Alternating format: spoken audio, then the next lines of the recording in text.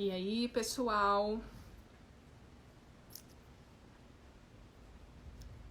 Vamos entrando na live. Hoje nós vamos falar sobre ceratocone. Ai, gente, que bom ver vocês, Alana. Ai, todo mundo do Instituto Holofotes já tá aqui. Que bom ver vocês. Amande Lessa, um beijo pra você. Obrigada. Quero ir lá na sua rádio depois, hein? Quero falar sobre ceratocone, retinose pigmentar, saúde visual, um monte de coisa. Tem muito assunto legal pra gente falar, hein? Vamos lá, a gente vai falar com o Dr. Renato Ambrosio Júnior, a gente vai falar sobre o ceratocone. Para quem não sabe, gente, coçar o olho é super prejudicial. E olha, é uma doença silenciosa, ela pode... você pode nascer com ela, ela pode ser congênita ou você pode causá-la durante a vida. E isso é super sério pra gente que é mamãe, que tem que tomar todos os cuidados, pro nosso próprio cuidado. O doutor Renato já tá aqui. Deixa eu adicionar. Dani, tudo bem? Que bom ver todos vocês aqui. Ai, gente, ao vivo. Dani. Ah, Mande tem ceratocone? Não sabia disso, não. Ei, doutor Olá, Renato. tudo bem? Boa noite. Tudo bem? Boa noite. Um Obrigada prazer. pela sua participação, viu? Por ter Eu que, aceitado o agra... nosso convite.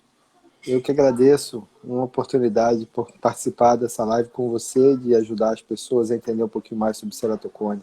Um Imagina, prazer. eu tô nessa luta aí de conscientizar pessoas de saúde visual já tem 7 anos. Sei que não é uma tarefa muito fácil, mas a gente segue firme aí. E vamos lá. Para quem não conhece, gente, o Dr. Renato, ele é especialista em córnea e cirurgia refrativa. Ele é professor adjunto na Universidade Federal do Estado do Rio de Janeiro. Ele é o criador da campanha Junho Violeta. E eu queria que você falasse pra gente o que é a campanha, antes da gente entrar no assunto ceratocone. Por que surgiu essa ideia da campanha? Enfim, explica pra gente isso aí, por favor. Então, a campanha Junho Violeta ela começou há 2 anos atrás. É uma longa história curta. Eu sempre quis fazer essa campanha para ajudar as pessoas, porque a gente percebe que entender sobre a doença é o primeiro passo para você poder conviver melhor com ela. Seja Sim, qualquer doença que a gente estiver falando em qualquer órgão, principalmente na visão, que é o que você coloca muito bem, a maior parte dos ambientes que a gente vai, a gente tem os estímulos da visão.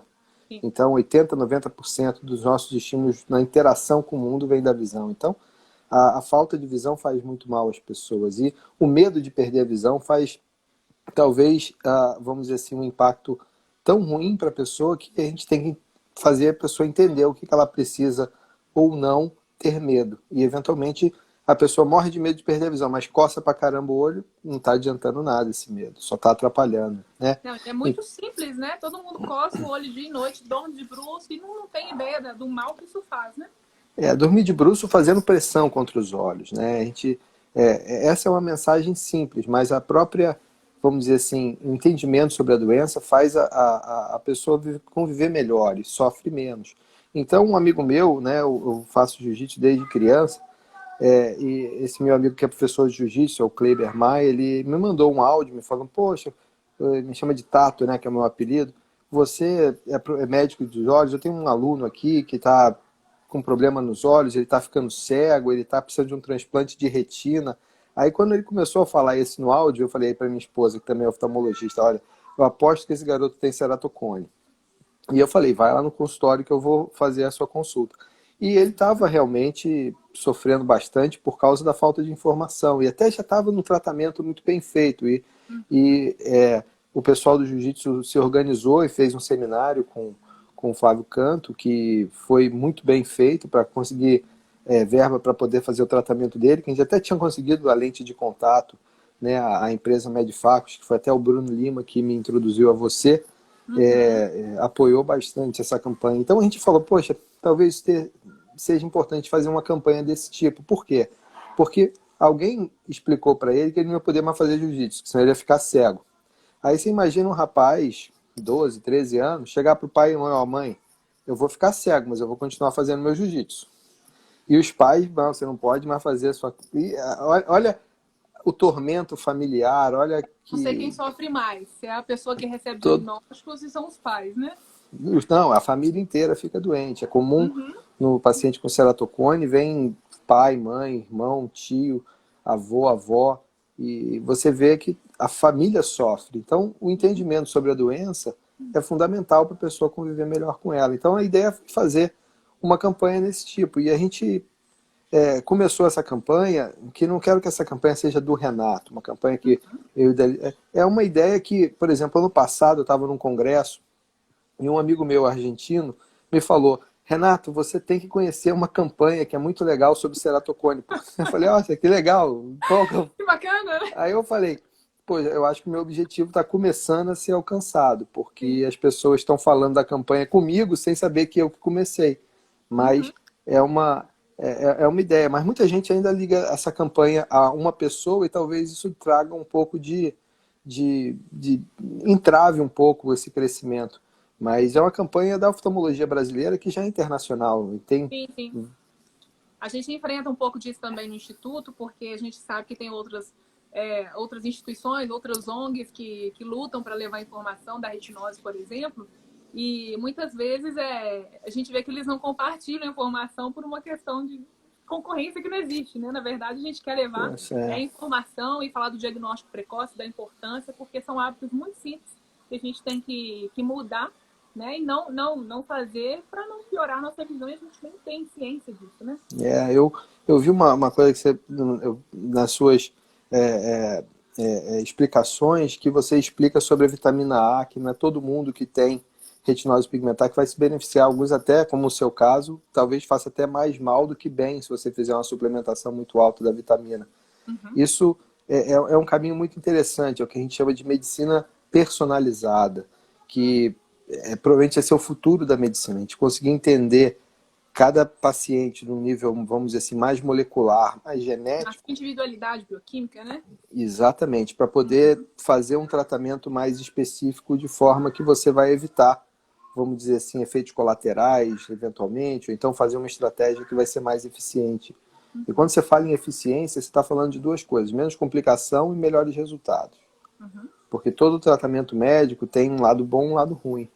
E isso precisa ser muito bem entendido para cada caso. Então, essa questão da medicina personalizada já é um caminho muito interessante, porque no ceratocone tem muito avanço sobre isso.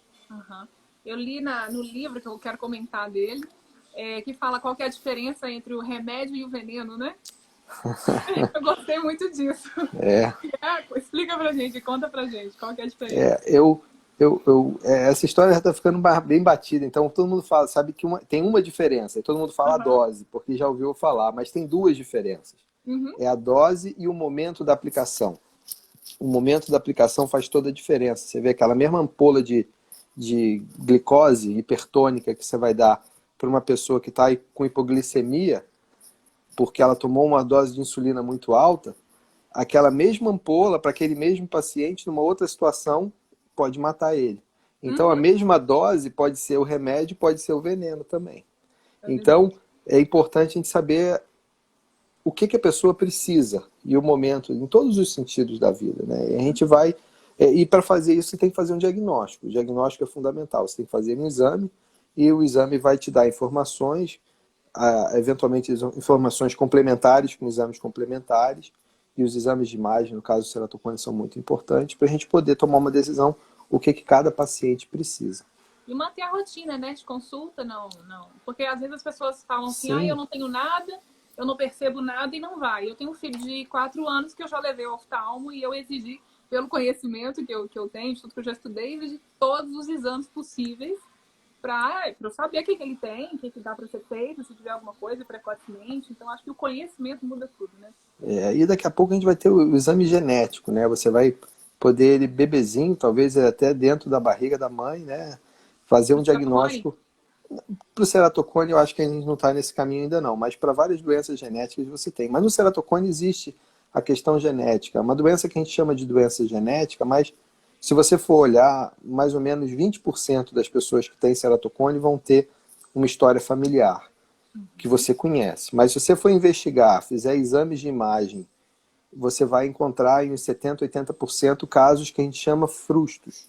essa até a nomenclatura do que é um caso frustra é interessante porque não existe consenso o que é uma forma frustra, mas forma frustra já é uma forma muito antiga. Antes de você ter esses exames computadorizados que a gente tem hoje, já era descrito como uma forma, vamos dizer assim, leve da doença, que foi abortada no desenvolvimento, que em algum momento pode desenvolver ou não para o que a gente chama de forma plena da doença. Então, forma frustra é uma forma leve da doença.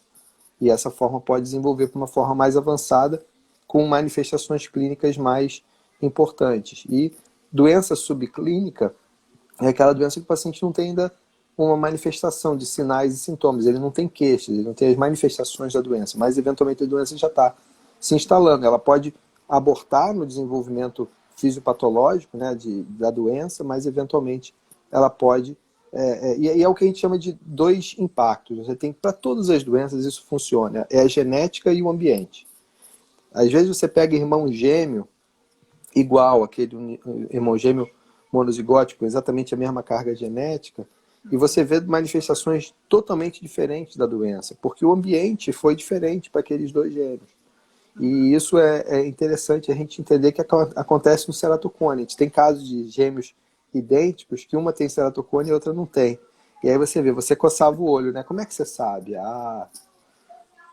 Uhum. Tem muito a ver essa questão do coçar o olho.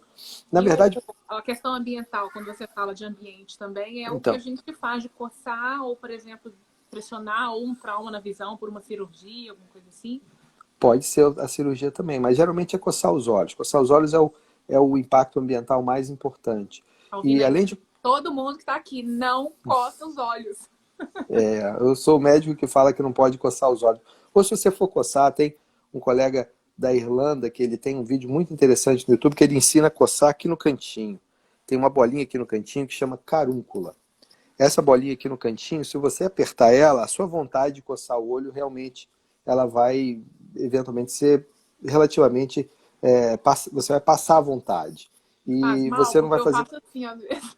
Não, aqui assim na sobrancelha também não tem problema. Contra, Eu contra o osso levanto da órbita, direto. aqui o osso embaixo não tem problema, aqui no cantinho. Mas você que usa muita maquiagem, né? Aham, Você tem que tomar mais cuidado, não gosta de coçar o olho, porque senão borra a maquiagem, né? é Isso é o verdade. que, é o que a maioria das mulheres fala. Não pode E coçar o olho aí, porque borra a maquiagem. Eu falei, não é só por causa disso. exatamente. Mas não adianta, porque você usa maquiagem, você está usando a maquiagem, está tomando cuidado, linda e maravilhosa, sem coçar o olho. Mas você vai tirar a maquiagem, você esfrega o olho, não adiantou nada. Você está coçando o Uhum. olho do mesmo jeito.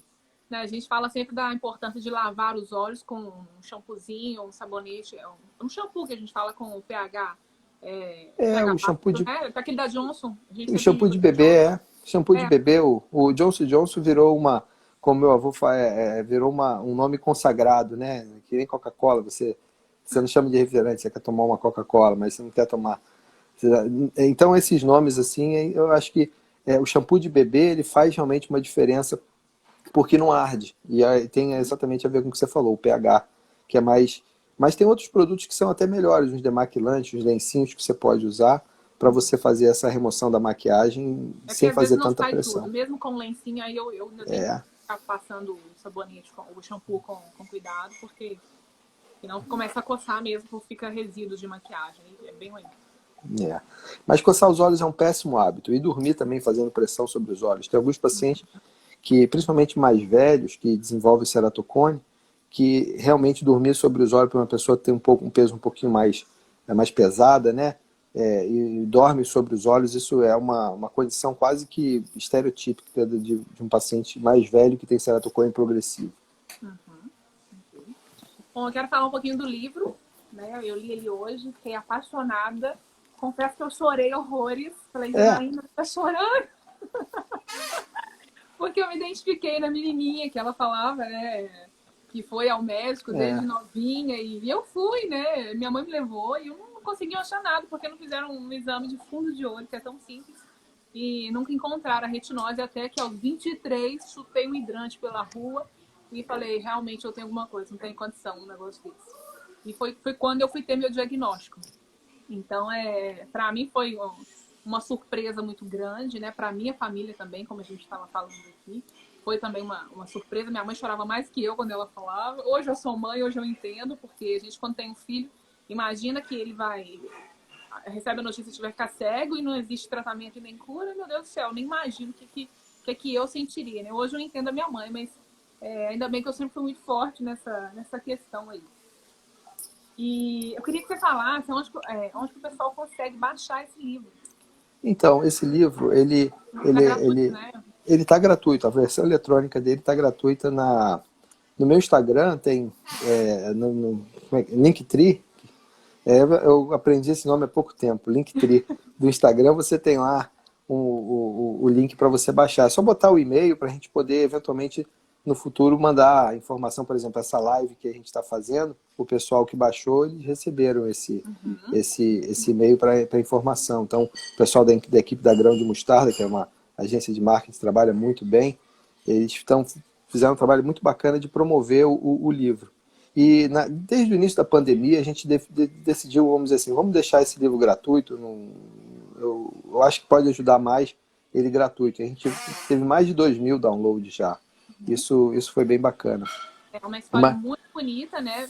É uma história real, né? Como você contou já para mim. É uma história que ela mistura um pouco de ficção com realidade. Na verdade, eu botei o nome do meu avô no médico, né? Que seria eu. E os pais da Violeta é o nome dos meus pais, que eu sou Renato Júnior, é o meu pai Renato e minha mãe Vera. E o nome do namorado da Julieta é Giovanni, eu tenho uma filha que chama Giovanni, e a outra Giovana, e outra filha chama Rafaela. E a Rafaela foi a namorada que é médica, que é a namorada do professor Luca, que é o médico que seria minha esposa, que faz. Tem até uma foto interessante no desenho que é na hora que o Giovanni está recebendo a lente, a gente tirou no dia do livro, chama Ramon, o rapaz que começou toda essa história. No seu Instagram, quem quiser ver o Ramon, né, que é a história de jiu-jitsu lá, bem legal, junto com a mãe dele, exatamente. É um garoto, pô, eu vejo ele, eu sigo ele no Instagram, tá ganhando um monte de campeonato de jiu-jitsu, tá indo muito bem, eu fico muito feliz de ver ele crescer e se desenvolver, e obviamente ele vai lidar com a lente de contato durante a vida inteira, que é uma coisa que a pessoa que tem ceratocone tem que entender. Acho que cada um tem que entender o problema, e ele entendendo o problema, ele vai conviver melhor com ele. Claro, ele vai desenvolver mentalmente todos os elementos para poder conviver melhor com essa situação e tratar, para não coçar os olhos, para não ter a progressão. E se o ceratocone está estável e a visão está boa, ele não precisa de fazer mais nada. Não precisa e não deve. Que é aquela questão que a gente chama paradoxal. Quando tem que operar eventualmente logo. Lembrando quem está chegando agora que o ceratocone, você pode ou nascer com ele ou pode desenvolver ou causá-lo durante a vida. Então é super importante que vocês conheçam, que vocês saibam. Então, doutor Renato, eu recebi várias perguntas e eu já tinha feito algumas e eu acabei incluindo, porque às vezes tem muitas perguntas parecidas, então eu dividi as perguntas e só as que estão bem fora mesmo do que eu já tinha te passado, que eu vou falar aqui. Então, o que é ceratocone? A gente já respondeu, né? É genético? É raro? Qualquer um pode desenvolver? Então, é uma doença que tem uma base genética. Eu não diria que é rara, porque se você for fazer um exame hoje em todos os pacientes que vêm fazer cirurgia de miopia, por exemplo, cirurgia de correção visual a laser, a gente vai identificar mais ou menos 1 a 2 a cada 100 com a doença. Teve um estudo que foi feito na Arábia Saudita, que é uma região que tem muito ceratocone, que identificaram 4,7% das crianças numa emergência pediátrica não oftalmológica. Eles botaram um aparelho de fazer imagem na córnea chamado Pentacam, e esse exame foi feito em todas as crianças que estavam lá durante um período. E viram que essas crianças que não tinham nenhuma história de... Na verdade, eles perguntavam, se você tem doença nos olhos? Tem, então você não está no estudo. Só entrou no estudo as pessoas que não tinham doença oftalmológica e fizeram esse teste que a gente chama de teste de screening. E 4,7% tem pelo menos uma forma leve da doença. E esses pacientes que têm forma leve são os casos que você tem que mais identificar, porque o tratamento da alergia pode fazer a diferença na história natural da vida da pessoa. Então é uma doença relativamente comum. E como qualquer doença, a gente precisa considerar o impacto do ambiente e a genética. Mas eu até falo uma frase que ela é relativamente controversa.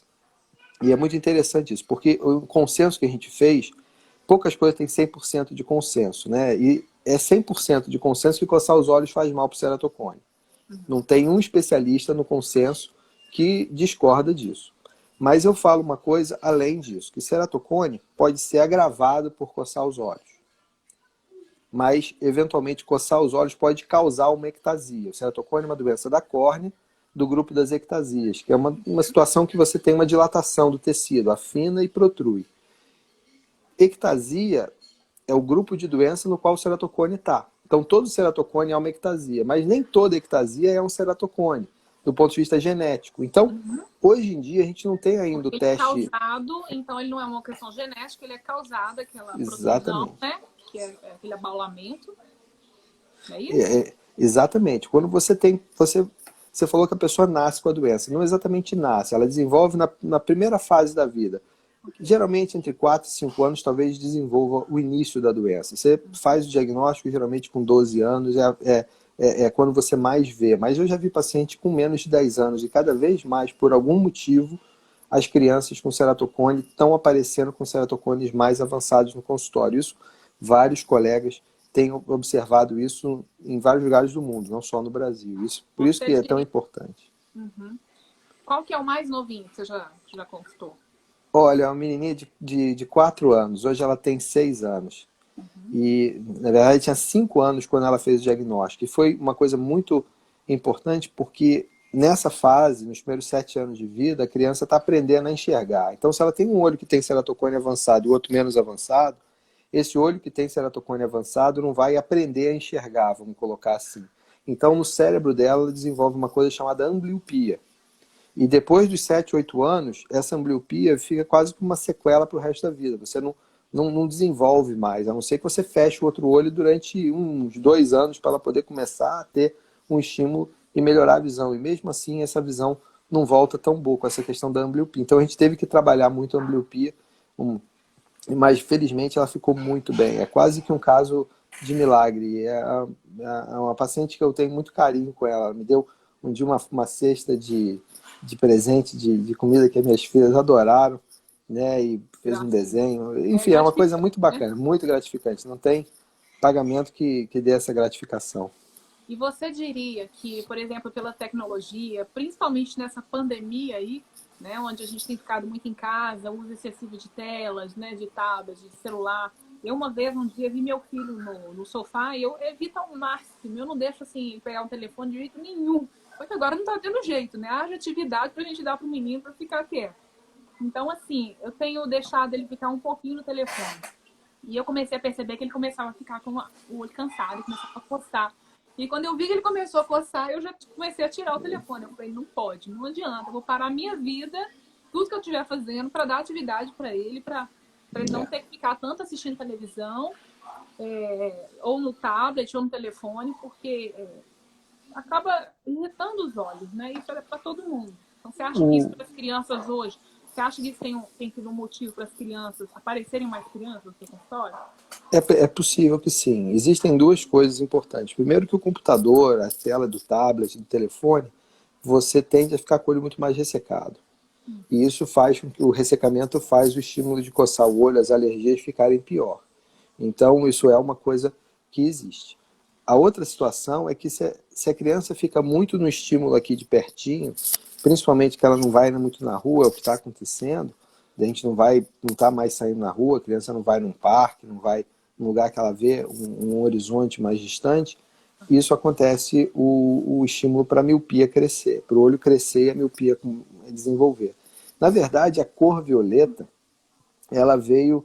a gente estava falando, vamos fazer a campanha, e veio a ideia do violeta por causa desse trabalho japonês que demonstrou que a cor violeta, o comprimento de onda violeta, ele protege de alguma forma para o olho não crescer. E é a luz do sol boa, vamos dizer assim. Então, que é aquela história, remédio, veneno é a dose. Tudo na dose certa é bom. Se você ficar também no sol, você vai ter problema de pele, etc. Mas esse comprimento de onda, ele previne que o olho tenha o estímulo de crescer. E ele demonstrou isso com estudos em pacientes humanos, um estudo que bota uma lente dentro do olho para você corrigir a alta miopia, e se você bota a lente que tem o filtro violeta, o olho tende a crescer mais, é o que a gente chama de miopia progressiva ou miopia patológica. E no paciente que não tem esse filtro violeta, a chance do olho crescer é menor. E isso foi estatisticamente significante. Então, é o que a gente chama, em ciência a gente chama muito de verdade objetiva. É uma verdade objetiva, mas como qualquer verdade objetiva em ciência, você tem que testar e retestar essa hipótese para você eventualmente tirar uma conclusão maior. Mas a gente vê que a luz violeta tem muito a ver. E se você quiser ser um pouco mais menos científico e um pouco mais mídia, a luz violeta é uma luz que tem toda uma conotação de proteção, de cicatrização, de transmutação. Isso tem tudo a ver. Por isso que eu falo que o violeta junho de 2020, que a gente achava que fosse importante, porque 2020 é o ano da oftalmologia, né? A gente, quando você mede a visão lá do paciente, ele está com a visão 100%, a gente bota 20/20, né? Né? Quando eu estava nos Estados Unidos eu fazendo... vários projetos. 2020 vai ser o ano, 2020, exatamente. Aqui no Brasil nem é tão importante isso, mas nos Estados Unidos, por exemplo, o telefone 2020 é uma coisa caríssima, é quase que um patrimônio da clínica, entendeu? O 598-2020 lá em Seattle era um telefone que era disputadíssimo, entendeu? Ele falou, olha, aqui eu gastei mais de $10.000 para poder ter esse telefone. Então, isso tem o 0800, qualquer 0800 2020 é uma fortuna, eles vendem caro isso.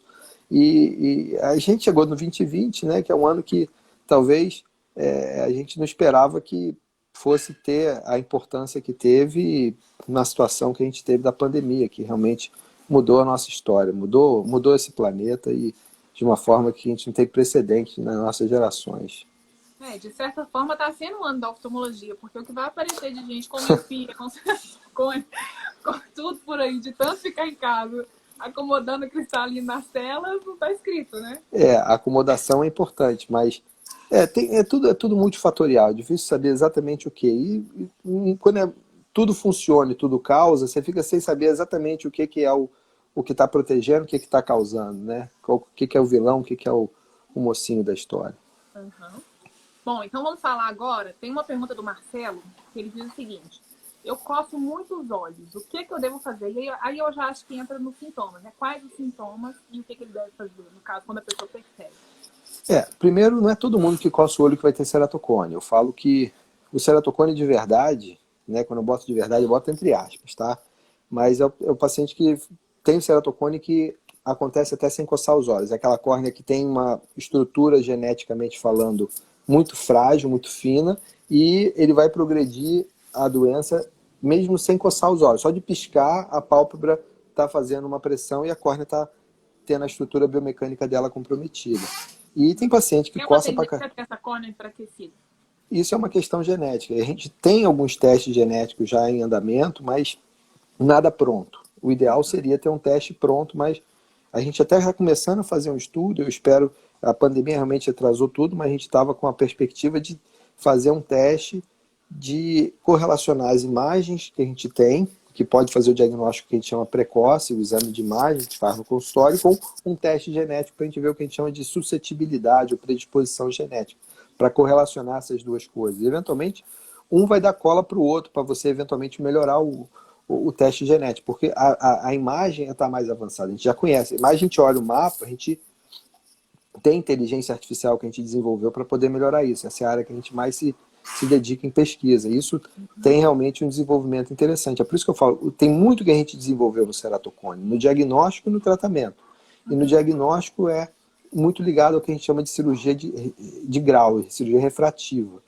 E eu sempre falo de paradoxo e paradigma. E o grande paradoxo é que a cirurgia refrativa é um vilão na história de quem tem ceratocone, porque se você faz uma cirurgia que enfraquece a córnea, uma pessoa que tem um ceratocone leve, aquele ceratocone frusto, que é subclínico, que não foi detectado, esse ceratocone, vai progredir muito mais rápido.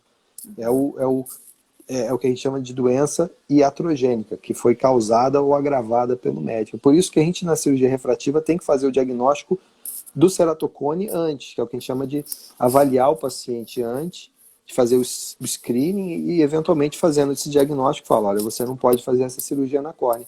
E a gente evoluiu muito nisso. Hoje o nosso entendimento não é você tem ou não tem ceratocone. Eu penso como é que essa córnea tem estrutura para aguentar ou não uma cirurgia que vai enfraquecer. Se você tem mais miopia, você tem que tratar mais grau, você tem que tirar mais tecido.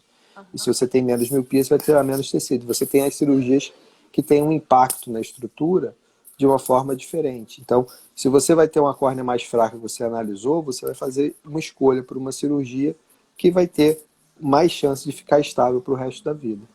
E a cirurgia ajudou porque trouxe a necessidade do diagnóstico precoce, mas por um lado ela causou, muita gente teve um ceratocone progressivo, que é o que a gente chama de ectasia progressiva, depois dessas cirurgias. Isso realmente é uma coisa que a gente tem que trabalhar o máximo possível para evitar na cirurgia refrativa.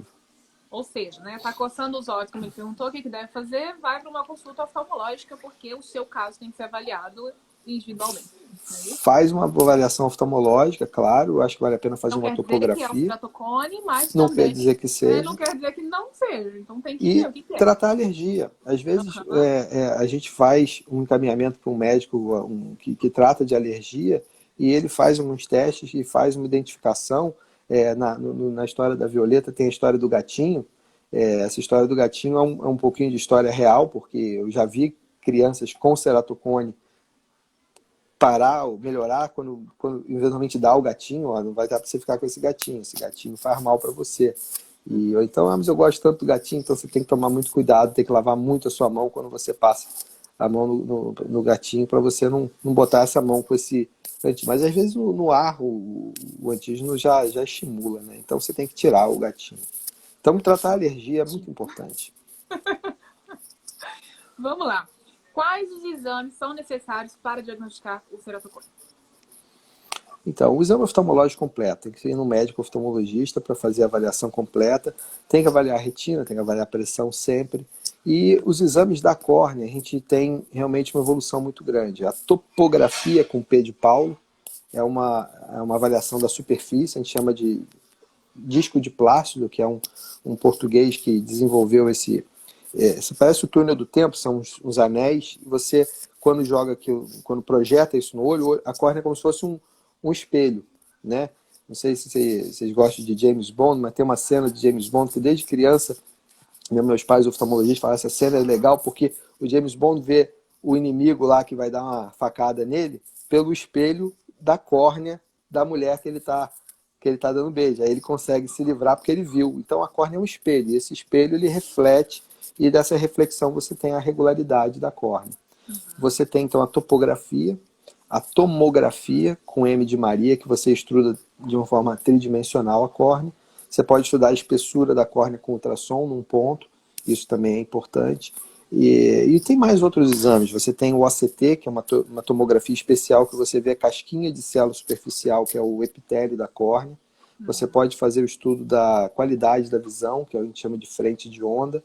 Você tem o estudo da estrutura da córnea, da biomecânica. A gente chama de propedêutica multimodal. E esses exames, eles não são assim muito importantes que o paciente saiba o que é exame, qual é o nome do aparelho. Que existe uma coisa é exame, outra coisa é aparelho. A gente falou, por exemplo, você falou de shampoo de bebê da Johnson Johnson. Shampoo de bebê é shampoo de bebê, tem outras marcas, entendeu? Aquele da Johnson Johnson é o mais conhecido. Então, na tomografia, na topografia, existem esses aparelhos. E o que a gente mais trabalha é o Pentacam, que acaba que virou um sinônimo de aparelho, mas é um tomógrafo de córnea que faz esse exame. E a gente desenvolveu, há mais de 10 anos, um display que tem um índice que ajuda no diagnóstico, porque essas informações elas são muito complexas. Você fala, médico geralmente não gosta muito de número. Médico foi para biologia, senão ele teria ido para engenharia, né? Então a gente vê a dificuldade de interpretar esses mapas. E obviamente o médico vai ser treinado, ele vai aprender a interpretar os mapas. Mas a gente, com essa consciência que precisa de facilitar, a gente desenvolveu um display, que é um display que ajuda na interpretação e no diagnóstico precoce, para você pegar aquelas informações e poder fazer o diagnóstico e o acompanhamento do paciente. Eu gosto de falar dos exames porque às vezes as pessoas vão... Infelizmente, em alguns casos, eles não pedem exames específicos, como acontece com a retinose pigmentar. Em vários casos, as pessoas vão fazer fundo de olho, retinografia, eletroretinograma, essas coisas. Então, eu queria saber, esses exames que você falou, eles são complementares? Você deve fazer um ou outro? Como é que é? Se a pessoa que está com esse sintoma, ela tem que procurar. Essa é uma pergunta muito importante, porque os exames são complementares. Quando você fala o exame complementar, ele complementa. E tem que complementar a avaliação clínica, o diagnóstico. Essa complementação tem que ser para o diagnóstico, para você poder tomar uma conduta mais embasada e melhorar essa avaliação para você poder fazer um tratamento mais correto. E o exame, ele ajuda no diagnóstico, ele ajuda no prognóstico, para você ver, quando você tem mais informação, você pode fazer, olha, esse é um ceratocone que tem mais chance de progredir. Ele ajuda no acompanhamento, para ver se você compara uma coisa com a outra. Muitas vezes o paciente vem pela primeira vez, eu peço os exames anteriores, porque mesmo sendo em outros aparelhos, em outros lugares, você tem uma informação que você pode comparar, porque se tem, Né? se tem progressão, é muito importante no ceratocone para você indicar o crosslinking, que é uma cirurgia para estabilizar. E o exame vai ajudar no tratamento. Até fazer o óculos com um exame de topografia bem feito, você faz um óculos melhor. Você pode ver o eixo do astigmatismo.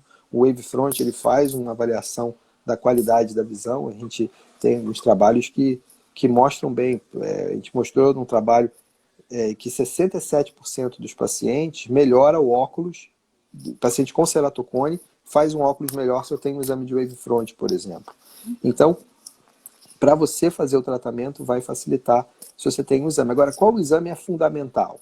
O exame fundamental é o exame oftalmológico completo. Tem que fazer uma avaliação clínica. E, dependendo da situação, você tem que fazer uma solicitação desses exames complementares. Esses exames complementares, eles têm que ser feitos e têm que ser analisados. E essa análise tem que ser feita de uma forma adequada. Eu já vi, por exemplo, um paciente que tinha uma topografia de um ceratocone e 2 anos depois ele veio no meu consultório. Você trouxe esse exame, falaram para você que você tinha ceratocone? Não. Mas você fez esse exame e deram para você. Aí você não sabe. É uma questão até de comunicação. Você não sabe o que o médico falou, o que não falou. Você não está aqui para julgar ninguém, mas falar. Você tem uma doença, essa doença está aqui. Tá vendo esse laranjinho aqui? Hoje esse laranjinha está mais vermelhinho nesse olho. Então você tem que tratar logo. E se você continuar piorando, você está eventualmente no que a gente chama de perdendo a oportunidade, porque quanto mais avança, menos chance de sucesso você eventualmente vai ter com o tratamento. Né? E eu queria falar também de qual idade que percebe a evolução, porque você falou que começa na infância, mas ela tem uma idade limite para estagnar. Como é que é? Olha, o livro vai ser... Depende, né? Depende, mas geralmente para de evoluir nos 35, 40 anos. Tá? Mas muita gente fica torcendo pelo aniversário de 35 anos, agora o meu ceratocone vai parar disso. Não é assim. Tem gente que evolui, eu já vi diagnóstico de ceratocone com mais de 40 anos e em evolução. E eu já vi muita gente com 17 anos que está estável há 10 anos. Entendeu? E aí começam alguns debates. Se você tem um ceratocone no paciente com menos de 25 anos, existe uma chance maior desse ceratocone progredir. Por outro lado, não quer dizer que ele vai progredir.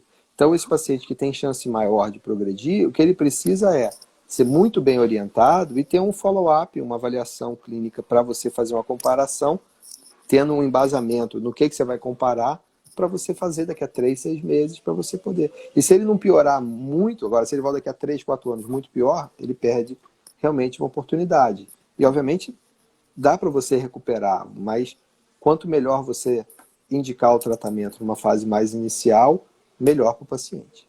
Então sempre dá para recuperar. Pode ficar cego? Olha, em medicina, a gente tem que tomar muito cuidado com a palavra sempre. Se eu falar para você, sempre você está errada, eu estou falando errado. Mas eu vou dizer que sempre, nunca, você tem que tomar muito cuidado em medicina. Mas eu diria que na grande maioria dos casos. E a recuperação vai desde você fazer uma lente de contato até você fazer uma cirurgia. E a cirurgia, quando eu fiz o meu treinamento em córnea, nos anos 99, mais ou menos, você só tinha o transplante de córnea como cirurgia para você indicar um paciente que tem ceratocone e que está intolerante à lente de contato. E tudo melhorou. A lente de contato melhorou. A cirurgia melhorou porque o transplante é a última opção, não é mais a única opção.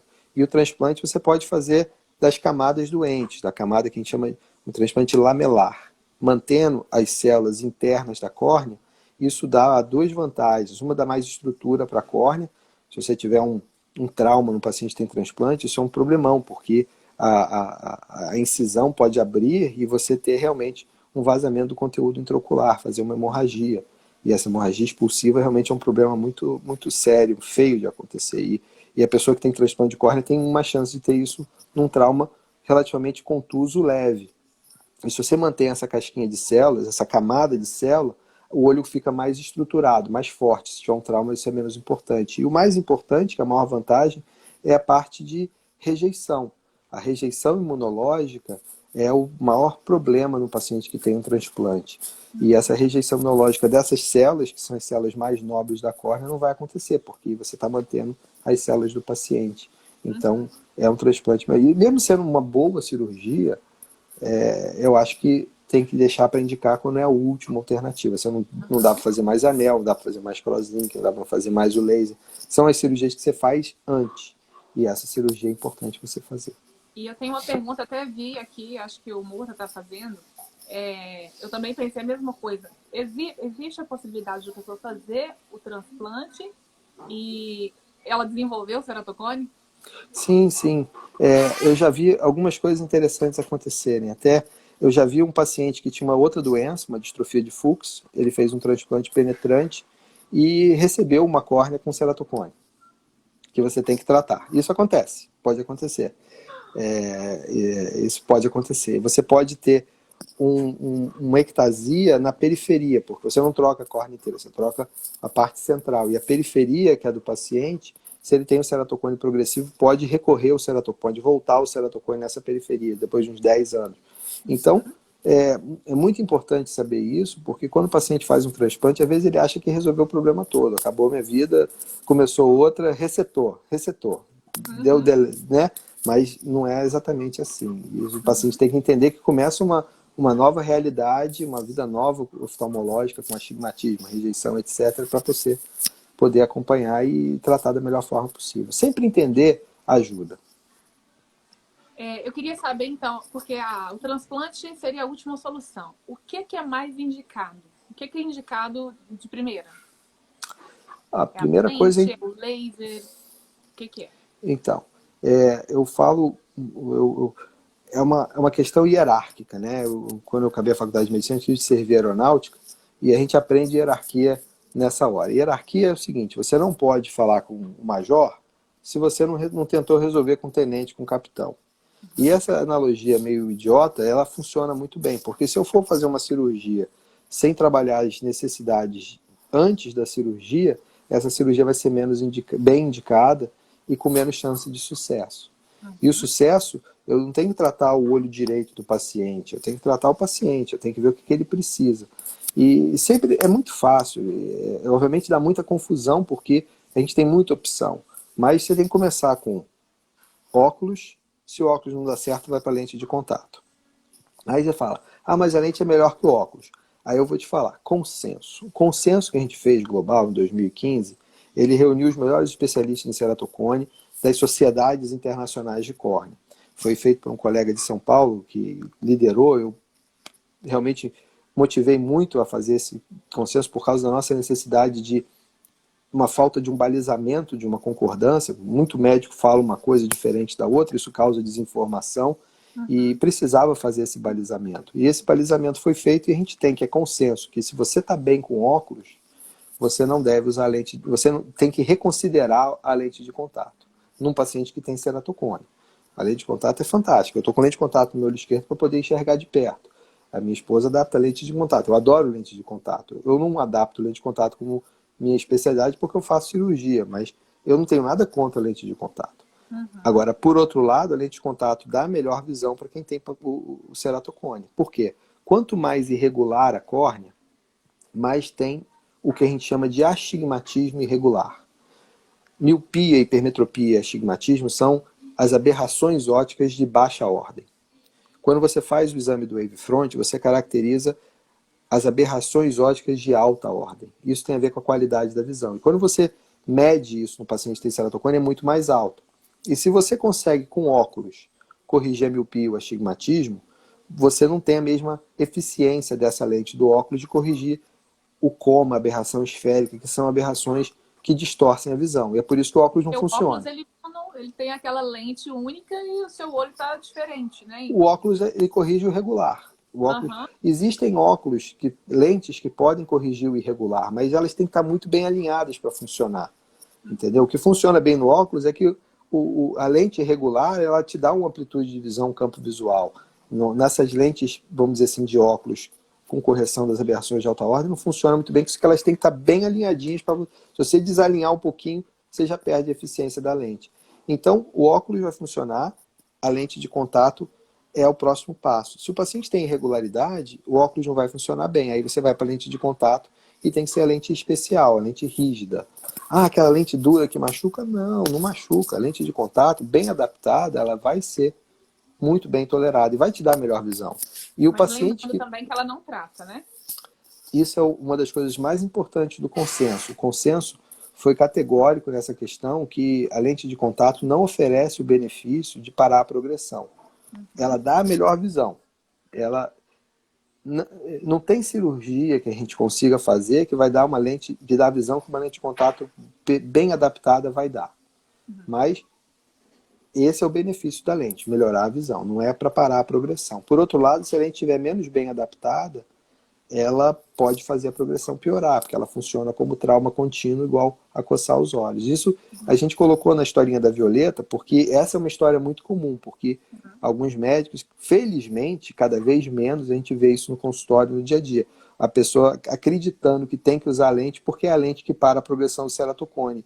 E, na verdade, essa alergia, eventualmente, pode, com essa lente menos bem adaptada, ser o fator que está fazendo a doença piorar. Isso é paradoxal, mas é importante de entender.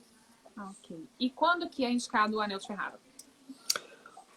O anel de Ferrara, feito pelo nosso grande amigo Paulo Ferrara, e os primeiros estudos para colocar anel, eu falo que Ele é não de é Belo um anel. Horizonte, o Paulo, Ele é né? de Belo Horizonte, é o Paulo, É. é um colega, eu gosto muito dele. Inclusive, no livrinho, teve um congresso de córnea brasileiro, enquanto eu estava escrevendo o livro, né? E eu falei, aí nesse congresso, eu cheguei no congresso e fui jantar.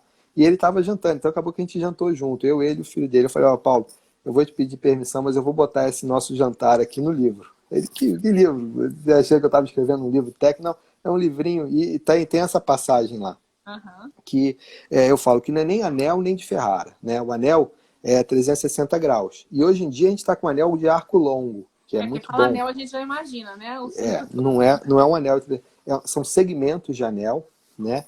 E a grande contribuição do Ferrara, e o anel era feito para tratar miopia, era para fazer uma cirurgia refrativa. Por isso que eu falo que a cirurgia refrativa ajudou muito a desenvolver o ceratocone, porque muita coisa que foi feita no ambiente de cirurgia refrativa, com o objetivo de tratar a miopia, astigmatismo, serve para o ceratocone, no diagnóstico e no tratamento.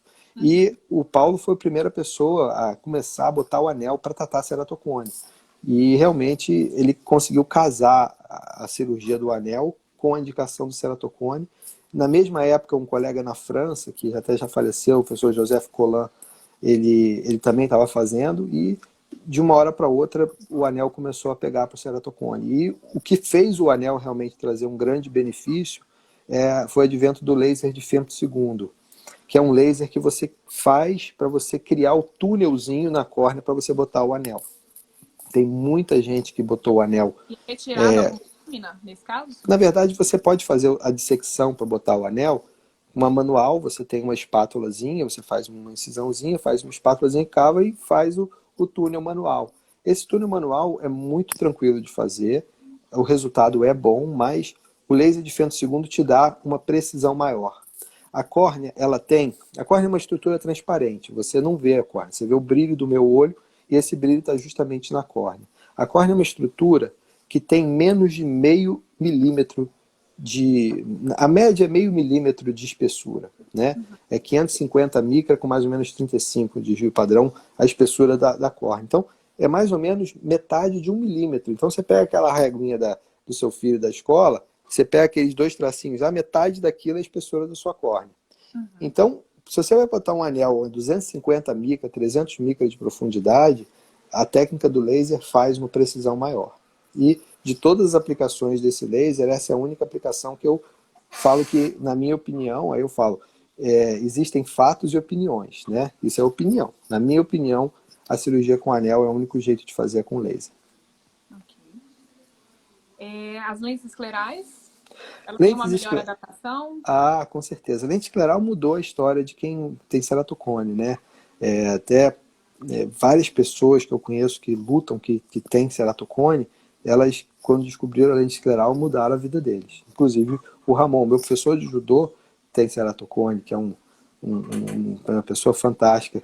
E ele treina de lente, ele vai treinar de lente. A lente escleral ela tem uma vantagem que ela vai apoiar na esclera, que é a parte branca do olho. E na esclera você sente menos, o conforto é muito maior.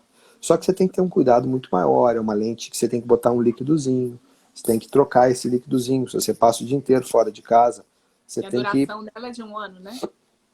Olha, pode Quem até durar cuida muito, mais. 1 ano e meio, vamos Quem falar. cuida muito bem, eu acho que talvez 1 ano e meio, 2. Mas o mais importante não é o quanto a lente dura você tirando e botando. É que no mesmo dia você tem que trocar aquele líquidozinho.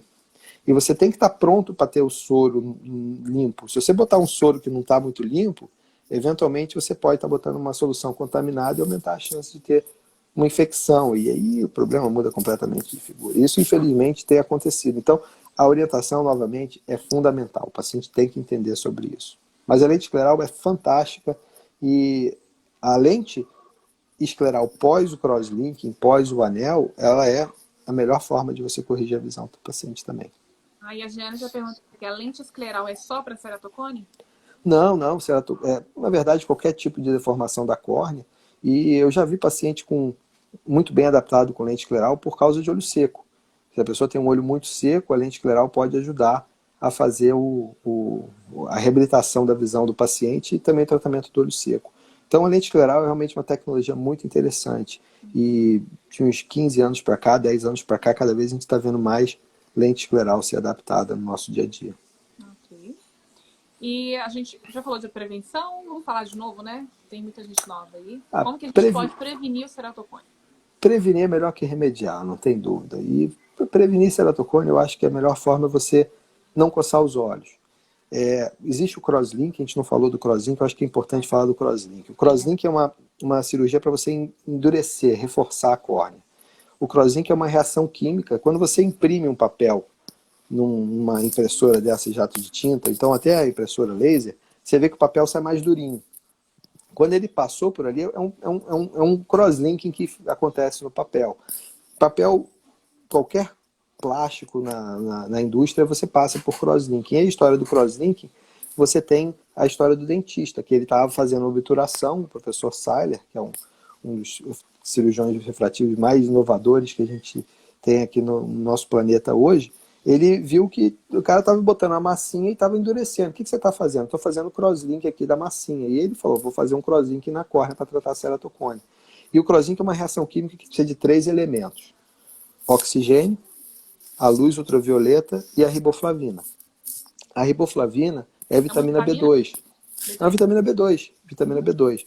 E é uma vitamina muito bem tolerada. Você tem ela em vários alimentos, ovo, espinafre. Se você botar riboflavina no Google, dieta rica em riboflavina, você vai ver várias alimentações que você pode ter com muita riboflavina. Mas você pode também tomar como um suplemento. E a vitamina oral, aí eu falo isso sempre, isso até está no livrinho, é mais arte do que ciência. Não existe, é difícil você provar que a vitamina faz uma diferença. No caso da retinose pigmentar, você tem realmente um tratamento e tem até uma situação que você vê, olha, quando é que você tem que usar e quando não tem que usar. Eu acho isso uma das aplicações mais bem estruturadas cientificamente da vitamina. Mas a vitamina B2, ela não tem muito efeito colateral. Então eu falo para todo mundo, toma vitamina B2 e vive nesse planeta no sol e respira oxigênio, que você vai ficar com menos chance, não coçando o olho.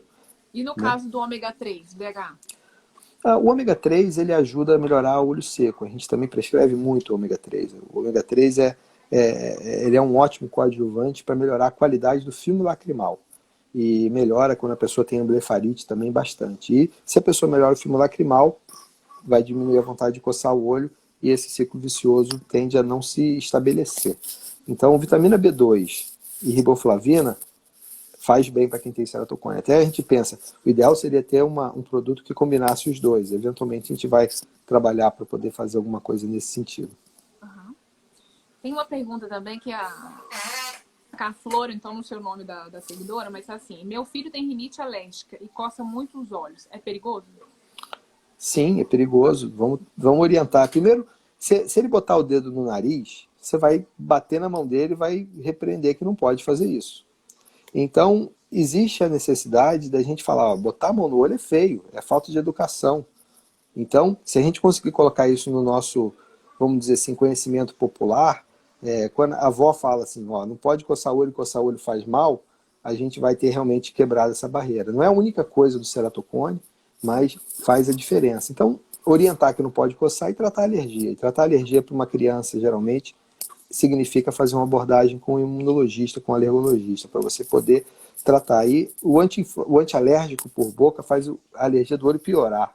Isso é interessante, porque resseca o olho. Então é muito comum a pessoa estar com uma alergia pior do olho que ela tomou muito remédio de alergia sistêmica. Isso também acontece. E tem uma pergunta também do Charles Germano que fala o seguinte: eu tenho ceratocone e minha visão é horrível. Sinto que cada dia que passa ela piora. Gostaria de saber se há alguma solução ou técnica de reduzir a perda da visão, se existe cura, para que eu consiga enxergar melhor. Já usei lentes, mas não adaptei meus olhos. E eles se irritam facilmente. Então, eu falo para esses pacientes, eu acho que eu até mandei uma mensagem para ele hoje. O tempo do verbo está errado. Já usei lente. Eu estou morrendo de fome. Eu já almocei ontem, eu estou morrendo de fome. O que você precisa? Vamos comer, mas eu não quero comer. Você tem que comer. E nessa analogia, novamente, relativamente idiota, você tem que entender que a lente de contato tem que tentar lente. E eu falo assim, o que é a primeira coisa? Óculos. Não deu certo? Vamos para a lente. Mas quando ele continua irritando os olhos? Tenta outra lente. Tem várias lentes. Muda a lente. Okay. Quando você fala assim, eu não consigo mais adaptar a lente, a gente vai para a cirurgia. A gente vai para a cirurgia em duas situações. Quando a doença está em progressão, ou quando você não está com boa visão, apesar da reabilitação visual, com óculos e com as lentes que você falou, não dá mais certo. Então aqui, por exemplo, eu trabalho com a minha esposa em relação à lente de contato. Eu falo assim, se a minha esposa falar que você não consegue adaptar a lente, eu vou realmente concordar. Agora tem um paciente que fala assim, olha, eu entendi que a lente de contato é a melhor forma para a reabilitação visual, mas eu não quero adaptar a lente, eu quero fazer a cirurgia. Você entendeu mesmo? Vamos explicar, vamos orientar. Estamos entendidos que você poderia tentar a lente, mas você prefere. E dependendo da situação, você pode ir para a cirurgia de uma forma mais eletiva. Não existe, assim, uma lei universal que proíba. A lei universal é, você não pode fazer nada sem entender. E a mesma conduta, entendendo, ela está certa, e não entendendo, a mesma conduta está absolutamente errada. Uhum. Ok. Tem alguma outra coisa que você queria salientar para a gente falar com as pessoas? Tem muitas perguntas aqui, gente. Passou rápido, né? Eu não estou nem conseguindo ler todas, mas assim, o que não for respondido, manda para a gente, que a gente vai tentar responder, né? E a gente também, para quem ficou até agora, a gente tem uma surpresa. A gente vai escolher uma pessoa, né, doutor Renato? Algum caso de ceratocone. E a gente conseguiu com o Bruno, né? As lentes, ele fez a doação de uma lente. E o doutor Renato vai escolher uma pessoa, né? Que ele já conhece todas as pessoas aí com ceratocone, já atende. E a gente vai escolher uma pessoa, né? Que ele vai indicar pra gente aí, para fazer ou a cirurgia ou a lente, o que for melhor que a gente vai escolher. A gente vai voltar depois para contar essa história. Isso, nós vamos contar aí. Não, mas olha, eu agradeço. Coisa que você queria... Não, agradecer a excelente entrevista. O tempo passou rapidinho, essa hora passou bem rápido. Verdade. Né? E a minha sugestão, muito do que a gente conversou está lá escrito no livrinho. E é uma leitura que talvez você consiga fazer essa leitura em poucas horas, que essas conversas do médico com a Violeta, da Violeta transcrevendo o entendimento dela, realmente foi um exercício muito interessante de você tentar traduzir o Medicaid, né? Que é muito difícil você começar a falar. Até quando eu estou falando com você, eu fico tentando me policiar para não falar um monte de termo técnico aqui, e você vai viajar na maionese e não vai entender nada que eu estou falando. Alguém perguntou assim, o que é protusão? Protrusão, protrusão é quando... Pra frente, tem que... então a gente debate até sobre isso, qual é a palavra melhor para isso, né?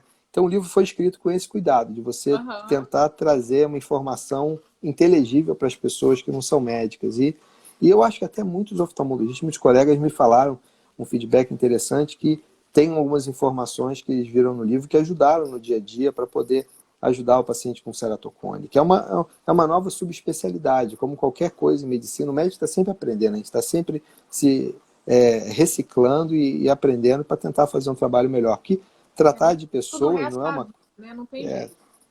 Tem que gostar. Eu pergunto se você quer que